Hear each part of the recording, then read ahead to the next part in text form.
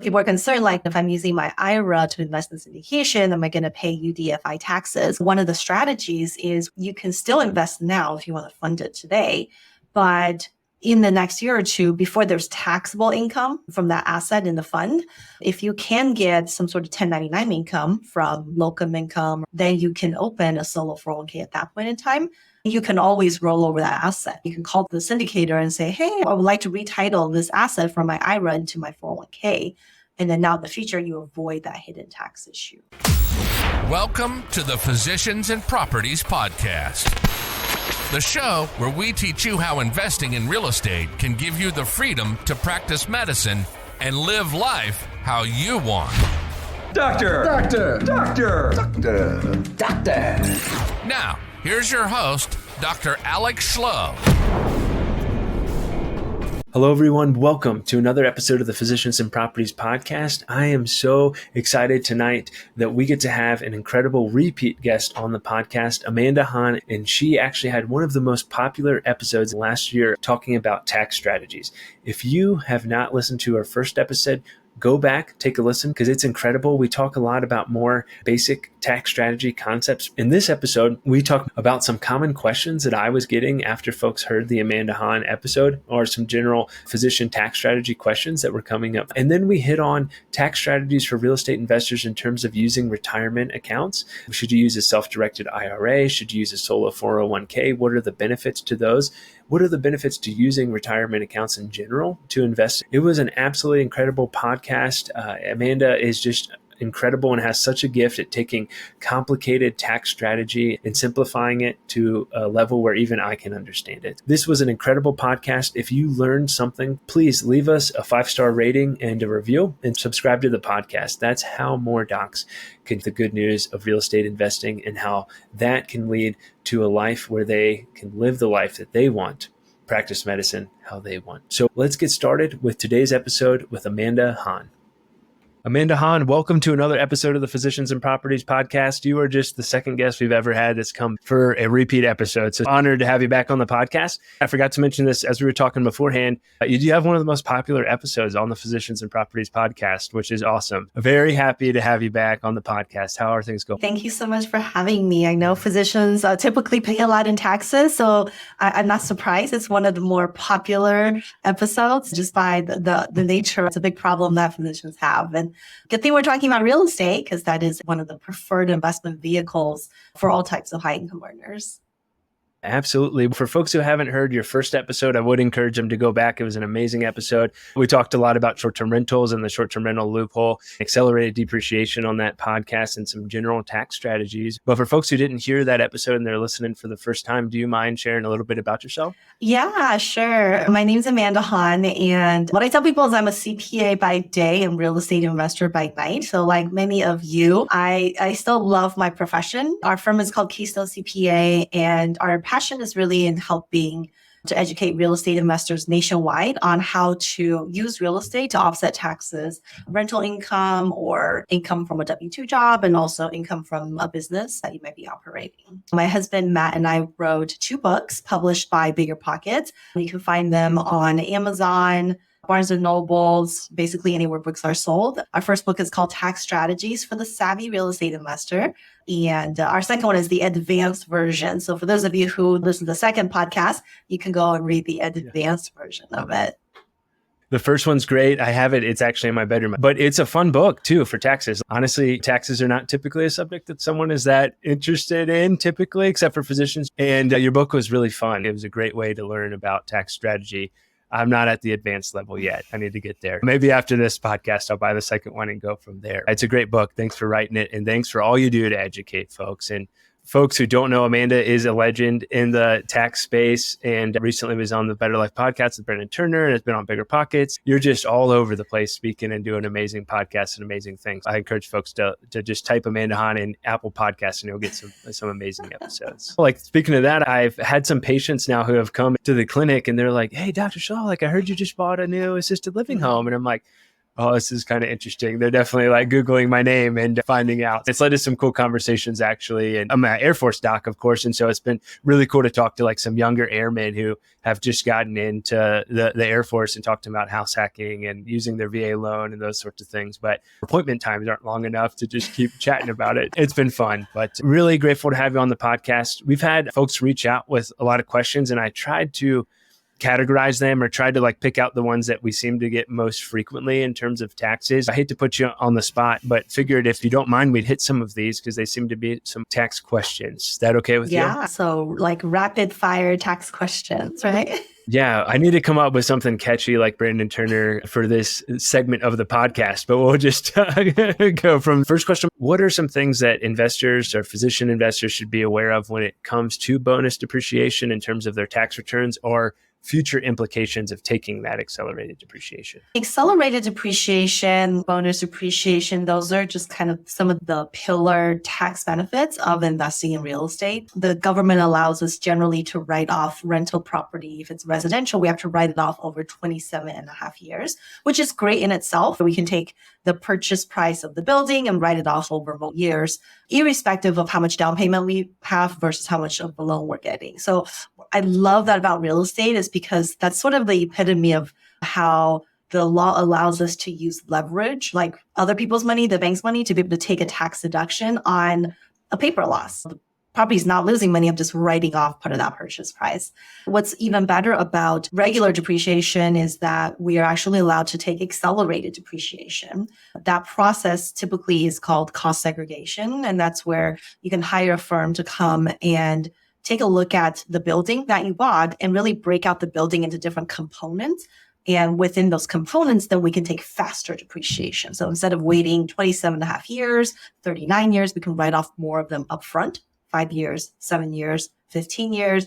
And some of the other ones we can even take bonus to write off even more upfront. It's kind of a crazy thing about just how we can take these paper losses and really manipulate it, for lack of a better term, to get more write-offs sooner. Really helpful for taxpayers who can actually utilize that benefit to offset taxes from their rental income or passive income. We have doctors who invest in other businesses that are generally passive income. So really, really helpful there. One of the inevitable things that we need to talk about is, well, what happens eventually when you sell the property? I'm taking all these write-offs. So eventually when the property is sold, doesn't that mean I have to pay more in taxes? Because now I have nothing else to write off against it, or I have less to write off against it. And so for that reason, cost segregation, as amazing as it sounds, is not really for everyone. Part of the analysis that we do with investor clients is to say, what is your plan with respect to this property? If my plan was to sell it next year or 2 years later, then maybe we don't do cost segregation, because we have to look at what is the cost and benefit. If I'm going to save taxes today just to pay more taxes 6 months from now, maybe it's not worth all the trouble. But if I'm going to keep my property for another 3 to 5 years, it could still make sense, because I would rather pay less taxes now. And then even if I have to pay back some of that savings 3 years from now, I've got 3 years to spend time with my money and have it grow. One of the things we look at is just more generational planning. If you're like, hey, out of my net worth, I want 20% to be real estate. Even if I were to sell this property, maybe I'll 1031 exchange into another property or an apartment building, then I have the potential to not even pay taxes on the sale, even though I've taken bonus depreciation or accelerated depreciation. That's sort of part of the game that wealthy people play. And I always want to tell clients, these strategies are not just for the wealthy, it's actually for everybody too. There's nothing that says you have to make X million to use this. If you make $200,000, you can use the same strategy. Kind of the biggest pitfalls would be timeline or time horizon from cost seg to selling the home. In terms of writing it off, I guess another question I would have would be, say, for example, you have a deal where you're getting, for simplicity's sake, say a 10% equity stake in a property, but you're also getting a 10% promissory note. Could you write off the income from that promissory note with the depreciation that would come from the 10% equity stake? It really depends on how it's structured. In a simplistic form, maybe the question is, I have rental losses from depreciation that I created, and then I separately have interest income whether it's from the same fund or just interest income from Bank of America, generally don't offset each other. Just like if I sold Apple stock or Tesla stock, even if it's the same, those are different designations. That's the default rule. But if you or a spouse can qualify as real estate professional, then rental losses offset all different types of income, which then includes all this investment portfolio income too. I'm sad to report that my wife, Stephanie, still is not a real estate professional, even after listening to the first episode. Like you said, if I invest in real estate, I have so many different options. I can buy my own properties. If I don't want to be so hands-on, I can invest in a syndication. A lot of times people think my fund is involved in real estate. I'm going to get all these tax benefits of real estate. But there's a very big difference between how the fund is investing. Let's say you had a assisted living fund and I invested in it and it's structure where I'm going to have rental losses because we own the building, then great. We're going to have rental losses from depreciation. But if you have an assisted living fund, but I am a lender to that fund, I'm investing in a note. There's no depreciation. So really important, we say it's a real estate investment. We have to look at, is it ownership in real estate or is it lending secured by a property? Because those are very different tax benefits. Good to know. We did start a fund kind of inadvertently, and it's set up where essentially the fund has equity. Also, the operator that we partnered with is paying 10% on the money that was lent as well. Correct me if I'm wrong. I think since we still own and we still have those rental losses, we could use the depreciation from that ownership piece to pay, or at least to offset the income from the promissory note. If I'm understanding it correctly, since they're kind of still the same bucket, or is that still fall of like that promissory note income is different than the losses from the rental income? In normal scenarios, your depreciation from the rental property will offset taxes from rental income. That could be like if a property is renting to the operator who's actually operating the assisted living. But if I am an investor in your deal, both as an equity owner and as a lender, then those are different. I'm glad to have you on the podcast today, answer some of these questions. Selfish of me, but thank you. Speaking of 1031, so we mentioned that briefly in the last one there. We've gotten some questions about kind of 1031 key considerations and pitfalls with 1031 exchanges. I think folks have a good idea on what a 1031 exchange is, but kind of some of those pitfalls or considerations for docs that might be beneficial. In terms of missteps, the first thing is we have to decide is whether we should do a 1031 exchange.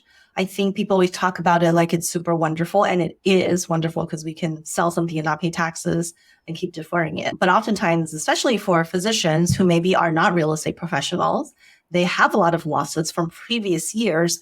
Well, the first step is we want to know, do we even need a 1031 exchange? So I bought a property, I'm selling it for a gain.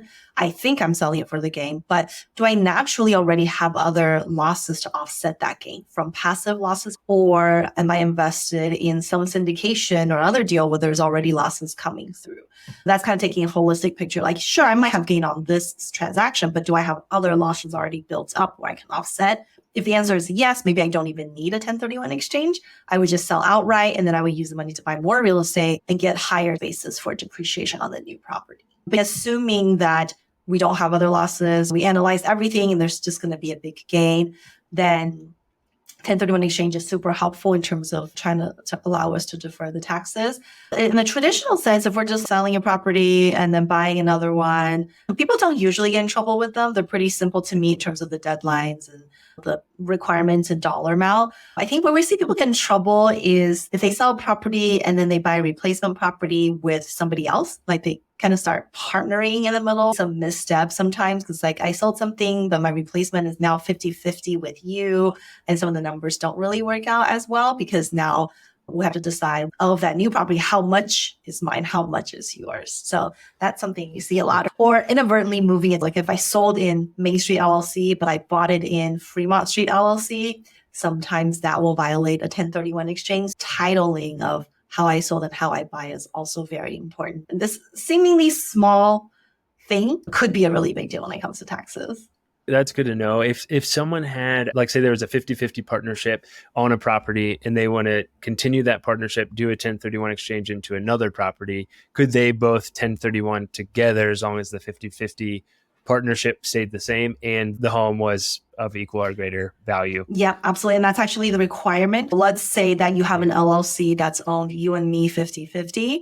If we wanted to do 1031, the LLC actually has to do it. So ABC LLC has to sell the property, ABC LLC has to buy the property, and it allows both of us to defer the taxes. The problem arises when, let's say you and I have different opinions. That's where it becomes very tricky because we have to kind of move in unison. Within the LLC, we're like a married couple. I was just talking to a client earlier. So there are ways where we can part ways and you can 1031, I decide not to. It does involve a little bit longer approach to tax planning. Typically for something like that, we need to start planning like a year or two ahead to say, how do we move the property out of the LLC so that we can 1031 exchange in a year or 2 or 3 years, but possible to do that. Okay. Another piggyback question to that. If, say, you bought a short-term rental in your personal name, 10% down, you quit claim that into an LLC, and then you want a 1031 exchange, would it still be similar? Like, hey, that LLC that's 1031 exchanging the initially quit claimed short-term rental, would it still have to be into as the same LLC for the 1031 exchange, or do you have to quit claim it back into your own personal name?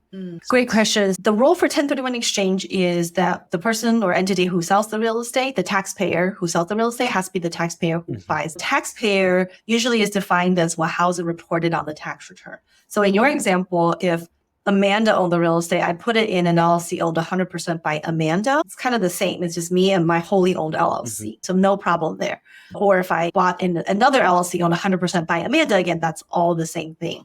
But what we cannot do is to say, well, Amanda is moving into an entity where you and I both own now. Then when we 1031, that's a little bit different because that's a different taxpayer than where I originally held it. It could be done. But those involve more time. Sounds good. And then another question in regards to quit claim is implications for quit claiming from a personal name to an LLC, same owners, as you mentioned. People are always concerned about the due on sale clause.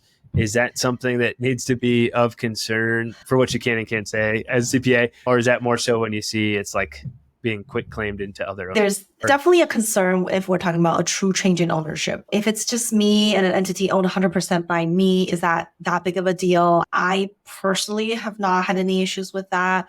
I've not had any clients who have had issues with that, nor have I met investors I know who have had issues. Having said that, is that like a real threat? I believe so. I mean, there is a due on sale clause.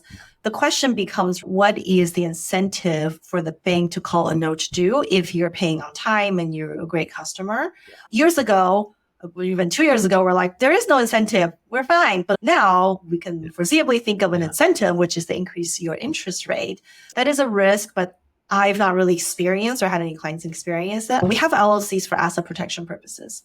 And so the question that needs to be answered is more likely to happen. Is it more likely that if I were to get sued, or I'll get sued and then I'll lose my asset, so I would rather have an LLC? Or is it more likely that the note will be called due unsolicited if I'm paying on time? I know there are attorneys who just don't recommend LLCs at all. Very far and few in between, but most attorneys want it in an LLC. At the end of the day, I think for every investor, we just have to rely on our own attorney. I don't really care what Alex's attorney says. I care what my attorney says. Because if I am sued, I'm calling my attorney. I'm not calling Alex's attorney. So I really don't like what he says. You got to protect your assets. I've heard a good bit about that lately of like, hey, does it really make sense to hold all these LLCs for like a $200,000 house when you could just get an umbrella policy? I do think doctors are probably at a higher risk of being sued. I think LLC and umbrella insurance maybe is a good idea, but I'm not an attorney. Sometimes I wish I was. For any patients listening to this, mine are fully in LLCs and well protected. So let's keep it that way. I'm going to get in trouble for this episode. We've hit on this a bit already, but what are some strategies that doctors can use to qualify their real estate investment activity as a business to offset more of their active income? We talked a lot in the first episode about real estate professional status and the short-term rental loophole. So definitely listen to those folks. But is there some other ways that are more common that you're seeing as well? At the end of the day, regardless of whether you're a real estate professional or not, or using the short-term rental loophole or not, our real estate losses always offset real estate income. And I think that's something very important because especially for a lot of physician clients, they're often told by their CPA, like, there's no tax benefit to investing in real estate. You're a full-time doctor. And so when CPAs say that, they're just really taking a very tunnel vision look. And really what they're saying is, because you're not a real estate professional, you're not married to one, your rental losses only offset passive income from real estate not offsetting W-2. But the reality is when we have passive income, it always offsets taxes. It's just a matter of timing. So if I buy a rental this year, I have some losses. I'm not a real estate professional. I'm a single doctor. Don't ever plan on quitting. Those losses will always offset my rental income next year, 2 years, 10 years from now. And let's say worst case scenario, I don't ever have that much income and I sell my property and I sell it at a loss. Right? I'm not hoping, but let's say that was the case. Well, guess what? In that worst case scenario, when you sell a property, you can use all of those accumulated losses to offset your W-2 income. I just hate it when CPAs say there's no tax benefit to investing in real estate because it is the same exact benefit. The only difference is the timing of when I get to use it. Some people get to use it now if they have a nice spouse who could be a real estate professional, or they can use the short-term rental loophole. But if they're not, then they just get to use it down the road when they exit or when they're able to generate more income from it. That makes a whole lot of sense. I originally reached out to you if we could touch base on retirement accounts for real estate investing, but had those questions come up and figured that would be of benefit and I really appreciate it. I want to be respectful of your time, but also if that's okay, I wanted to talk a little bit about utilizing retirement accounts for real estate. If you don't mind, is there a difference for folks who have self-directed IRAs and self-directed 401ks in terms of real estate investing or utilizing those for real estate investing? So whenever anyone is eligible for a self-directed 401k, I always recommend that over the self-directed IRA for a couple of reasons. In the self-directed 401k, we can contribute more into it based on the same earnings because like any other 401k, we have employee and employer contribution. If I was someone making $50,000 locum income or I just have my own medical business, then I can contribute more into the 401k than I could in an IRA. Also, when we use that to invest in real estate, we are allowed to use leverage. We don't have to use all cash from our IRA to buy something. We can use cash from our IRA and our 401k as a down payment, and the retirement account can go out and obtain non-recourse financing, like any other real estate loan. You can find lenders who will lend. If I've accumulated $100,000 in my 401k or IRA, for example, I can use that as a down payment and buy a $200,000, $300,000, $400,000 rental property in the retirement account. Although it's allowed in both IRA and 401k, if you do it in the 401k, then you don't have to worry about UBIT taxes, which basically is assessed on all different types of IRAs when it borrows. But 401ks, you're allowed to borrow and use leverage to invest in it without that sort of hidden tax. Those are kind of the main reasons if you're a physician that are eligible for one. I typically recommend that. Who's eligible for the 401k? If you have your own practice, and obviously you can have a 401k. But if you work for someone else, you have a full-time W-2 job, and you have some locum income on the side. So you do some, I don't know, expert witness work or just regular locum income, then you could also be eligible for a 401k. Once you're eligible, you can now take your work 401k, potentially roll it over into self-directed.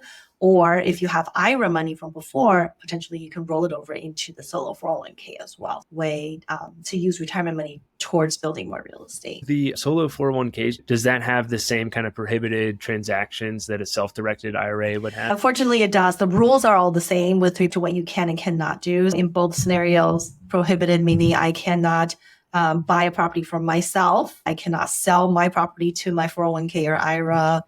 My kids can't live there. My parents can't live there. There's just regular rental real estate. So we're talking about. And you can still use that to invest in syndications or funds or any asset class in real estate and alternative investments. Yeah. One thing that we hear a lot from our clients is like, okay, let's say that you just have a full-time job now. As a doctor, you don't have any 1099 income. So you can't have a solo, but you wanted to invest in someone's syndication deal. Most syndications, as we know, have leverage. I'm not raising 100%. People are concerned like, wow, well, then if I'm using my IRA to invest in syndication, am I going to pay UDFI taxes? Because now there's leverage of my IRA. The strategies is you can still invest now if you want to fund it today, but in the next year or two, before there's taxable income from that asset in the fund, if you can get some sort of 1099 income from locum income, you can open a solo 401k at that point in time. You can always roll over that asset. You can call the syndicator and say, hey, I would like to retitle this asset from my IRA into my 401k. And then now in the future, you avoid that hidden tax issue. I didn't know that. I got a couple people I need to make sure listen to this episode that just invested in a deal with us. I've talked to, about like the Better Life event. I talked to a lot. They never heard about it because not that many CPAs specialize in real estate, and then self-directed for real estate. It's a lot of times they're like, oh my gosh, I did not know my IRA or Roth IRA even. It's Roth, but it still would need to pay this UBIT tax if there's leverage. And again, simply earning 1099 income, rolling to a solo K because you have that earned income is really, really helpful because save a lot in taxes, especially if it's a syndication fund where you're expecting a high return in the future. The UBIT tax, is that a certain percentage or is it based off like the amount of gain from the deal? I believe it's about 37%. It's pretty high, but it is on taxable income, not just gross rent. We do get to take depreciation. Let's say I invest in my IRA in your fund. I'll still get a K1 that shows my natural depreciation. That's why I was saying the first couple of years, maybe I'm not concerned because I'll have a loss from the depreciation. But it's in the later years where like, okay, now we've used up the depreciation. I'm going to have taxable. Whatever the taxable portion is, we allocate it between cost versus debt of the property. Let's say it's $100 of income. This deal is 50% leverage. Now $50 of that is going to be subject to this tax. Always a cost benefit analysis to when we look at, does it make sense to use IRA or cash for a specific investment or 401k? Are there specific events where you would recommend like, hey, use your savings account money or cash instead of using your self-directed IRA or 401k? Yeah, I'll give you a great example. So let's say that I want to do rental real estate. I also want to invest in notes, the two like common real estate routes. What we typically recommend is if you're going to make note investments, it's really good to use self-directed IRA or self-directed 401k. Reason being that when I'm a note investor, I mentioned earlier, we don't get depreciation because I don't own a note holder. I'm a note holder. What am I writing off? There's nothing to write off. And interest income is taxed at your ordinary rate, which is whatever your highest marginal rate is. So no write-offs, no depreciation, high rate. I want that in a retirement account because that's tax deferred. If I'm buying rental real estate, if I am investing in a syndication, I would start with my cash, like non-retirement money, because those come with tax benefits. Those are usually the order of preference. If it's like, hey, I need 50,000 from both buckets for two different deals, that's how I typically prioritize it. Are there any other like specific resources or tools that you recommend for folks who want to look more into kind of the tax strategies of this? Of course, your book is a great resource, but more specifically for like solo 401ks or self-directed IRAs, any specific resources? There's a lot of custodians who are in the self-directed IRA space. That's always a good place to start. A lot of them have really great educational content as well. Definitely talk to your own CPA regardless, because education is education, but how it applies to you is going to be very different. For a lot of physicians, whether it's like their own medical group or part of a big group, a lot of them have pension plans, defined benefit plans. What a lot of people don't know is pension and defined benefit plans are by design self-directed. Those actually a lot of times can be used for real estate. We have clients, older physicians who can fund a lot more into these plans. We have people who do $200,000, $300,000, $400,000 into a defined benefit plan, take an immediate write-off, and then the defined benefit plan and the 401k goes to invest in real estate. Very powerful way to save taxes, but depending on like how much income you're making from there as well. So yeah, and that's the fun stuff. We get to look at how do we move money from here to buy real estate and then get more write-offs and kind of cycle the money back and forth to build wealth and also get some tax savings too. Thanks, Amanda. I know that there's going to be a lot of docs who are interested in working with Keystone CPA. Are you guys still taking clients, or what's the best way for folks to reach out if they're interested? People always ask me like, how much money do I make? Should I make to call you, or how many rentals do I need? What I always tell people is it's not about how much money you make or how many rentals you currently own. But the ideal person to do tax planning is someone who's looking to scale or build wealth, for us at least through real estate. So even if you're someone making $100,000, there's absolutely ways to reduce taxes using real estate. If someone making $1 million, your plan is to acquire more real estate, there's tax saving opportunities as well in the long run. It's not about where you are, it's about kind of where you want to be.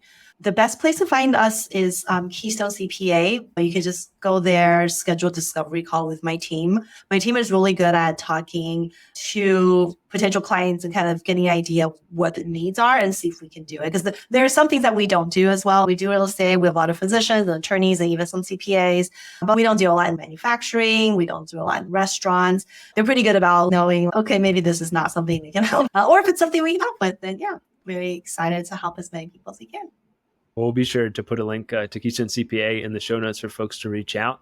Any big plans, anything big coming up here for you in the future? Oh gosh, big plans. I don't know. I have a lot of big plans, but right now we're just really working. One of our biggest plans, or kind of a big goal of ours, is really trying to simplify taxes for people. I was joking with a friend of mine the other day. Tax return filing is just such a task that nobody likes to do.